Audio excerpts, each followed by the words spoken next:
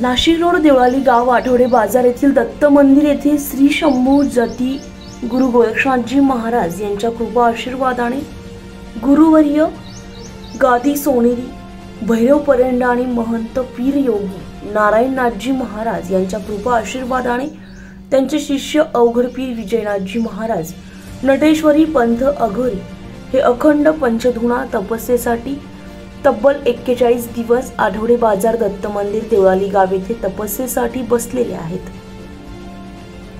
तरी सदर तपस्येस गुरु गोरक्षनाथ परंपरेत पंचधुणा तपस्येस अनन्य साधारण धार्मिक महत्व असल्या कारणाने नटेश्वरी पंथाचे विजयनाथजी महाराज यांनी लोककल्याणासाठी सदर तपश्चर्या करण्याचा संकल्प केलाय आणि तो संकल्प प्रत्यक्षात पूर्ण करत आहे।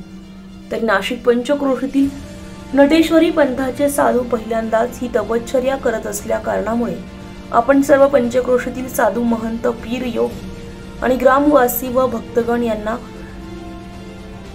आग्रहाचं निमंत्रण। तरी सर्वांनी जास्तीत जास्त संख्येने उपस्थित राहून कार्यक्रमाची शोभा वाढवावी असं आवाहन करण्यात येते।